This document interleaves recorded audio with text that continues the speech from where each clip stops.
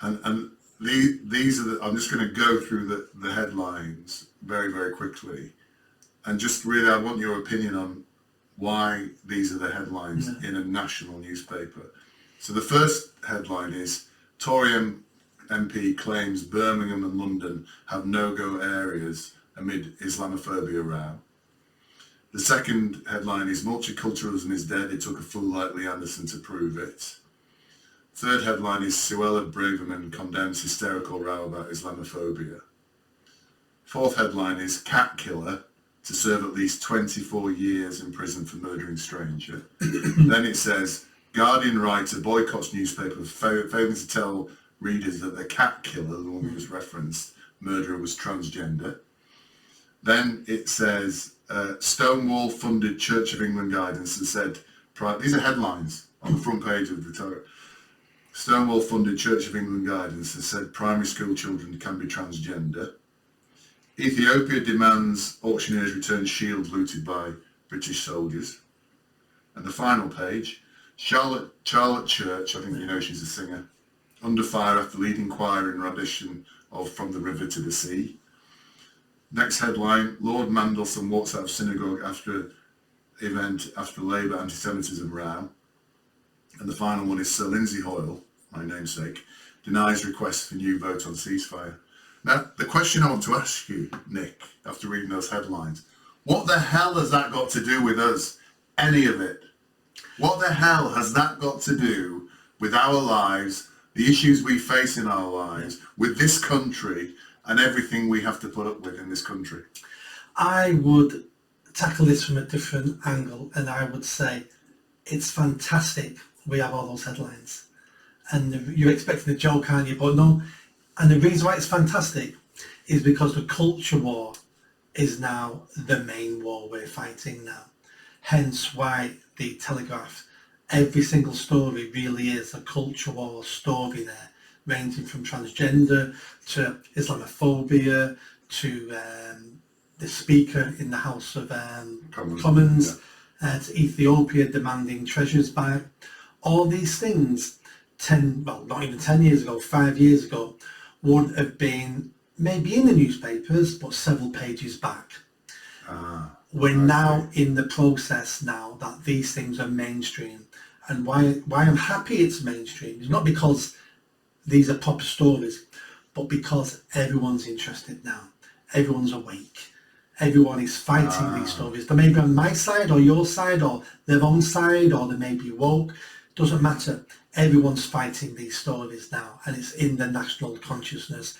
And now we're fighting it. It will be resolved one way or the other. So you see this as a positive? Yes. You think now the veil has been lifted? Yeah.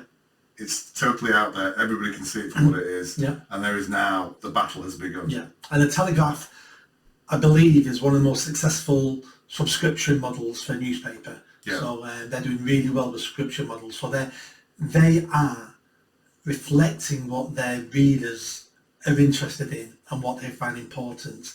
Hence, why all the headlines are around that, because their readers now, I'm not saying all their readers agree with me, I'm just saying their readers are interested in these things because they're fighting and they want to understand more and they want one side to win or the other side to win. And we're getting to a critical mass now.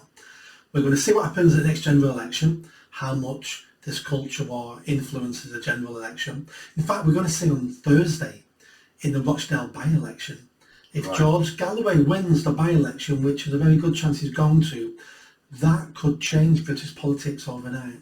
That we had a safe Labour seat where a stranger, basically, who doesn't even live in the area, turns up and says, "I'm standing here now," and he says, "I'm putting Gaza first, the people of Rochdale second." He said that to a round of applause. Is this the guy who's been struck off by the Labour Party? No. Sorry, I'm getting... So George Galloway runs his own party called the Respect Party, the Workers' Party, something like that. It might be Respect. He was a Labour MP decades ago. He got thrown out of the Labour Party. I actually like George Galloway. I think. Sorry, I'm not saying his politics. I like his oratory, his speech, and his style is phenomenal. He's got a great presence about him. I completely agree that there's something about him I disagree with lots of things. Yes, I don't necessarily agree with his politics. But he's a very good speaker, campaigner. So if he wins, I've also had rumours from Westminster that if he beats and wins heavily, Conservative government may call an early election 2nd of May, because they'll see that as, Free Palestine is damaging Labour votes. We're never going to have a better opportunity to reduce our losses than now, because the Islamists will take votes off the Muslim bloc vote, and I'm hearing rumours. It all depends how big George. So it's almost we know we're going to lose. Yeah. Let's lose now when we'll have a better majority. Yeah. We'll reduce Labour's majority because of what's happening with the Islamists. Yeah. That's interesting. So that's Thursday evening. So that'll be the day that's a day after this comes out. So we will know the result, because it'll be Friday this comes out. Right. So okay. we'll know.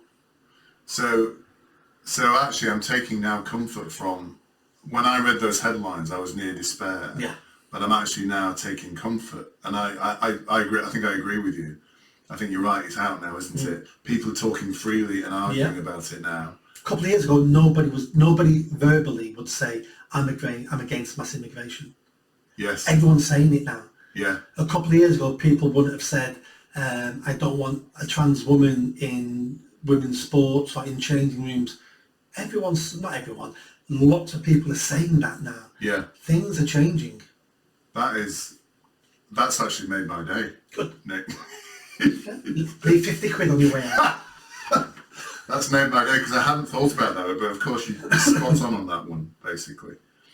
If you like that video, don't forget to subscribe to the channel, hit that notification bell and comment. And if you like what I'm saying about running for Mayor of Greater Manchester, then stick around. Tell your family, tell your friends. The only way I'm going to have a chance of winning is a grassroots movement. So be part of that movement and hit that bell. Thanks.